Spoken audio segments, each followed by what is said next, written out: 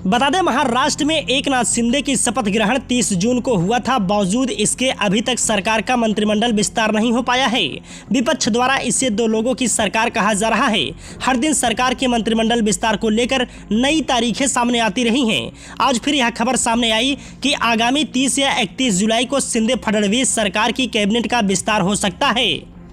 वहीं दूसरी तरफ इस बात की भी अटकलें लगाई जा रही हैं कि शिंदे फडणवीस सरकार में सब कुछ ठीक नहीं है। इसी वजह से यह कैबिनेट विस्तार नहीं हो पा रहा है। कल जिस तरह से बुधवार को पहले यह खबर आई कि मुख्यमंत्री और उप मुख्यमंत्री दिल्ली जाने वाले हैं, लेकिन बाद में अचानक मुख्यमंत्री का दिल्ली दौरा रद्द हो जाता है। इस बात से भी अटकलों का बाजार गर्म हो चुका है कि शिंदे गुट और बीजेपी के बीच में सब कुछ ठीक नहीं है।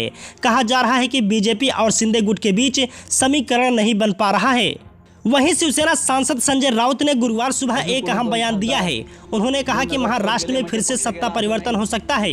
राउत के इस बयान के बाद राज्य का सियासी पारा बढ़ गया है। एकनाथ शिंदे ने हाल में कहा था कि वह अगले 3 दिनों में कैबिनेट का विस्तार कर लेंगे, लेकिन जिस तरह से दिल्ली दौरा रद्द हुआ उसके बाद अटकलों का बाजार गर्म हो चुका है। इसके पहले देवेंद्र फडणवीस और एकनाथ शिंदे 2 बार दिल्ली का दौरा कर चुके हैं। इस दौरान उन्होंने प्रधानमंत्री नरेंद्र मोदी समेत कई आला नेताओं से भी मुलाकात की थी।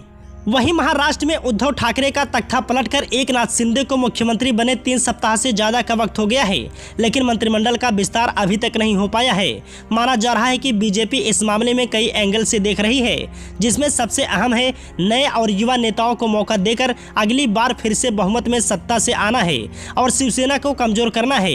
इस कारण बहुमत संभव है कि नई सरकार के मंत्रिमंडल में वे कई चेहरे हो ही नहीं सकते, जो बहुत संभव माने जा रहे हैं। राष्ट्रपति, उपराष्ट्रपति, केंद्रीय मंत्रिमंडल के नामों पर और खासकर गुजरात के पूरे मंत्रिमंडल के मामले में बीजेपी का केंद्रीय नेतृत्व जिस तरह से हर बार सभी कयासों को खारिज करता रहा है, कहीं उसी तरह से महाराष्ट्र में भी ना हो जाए। इसलिए सभी की नजरें नई दिल्ली की तरफ टिकी हुई हैं। न्यूज डेस्क के साथ जी न्यूज 24 की रिपोर्ट।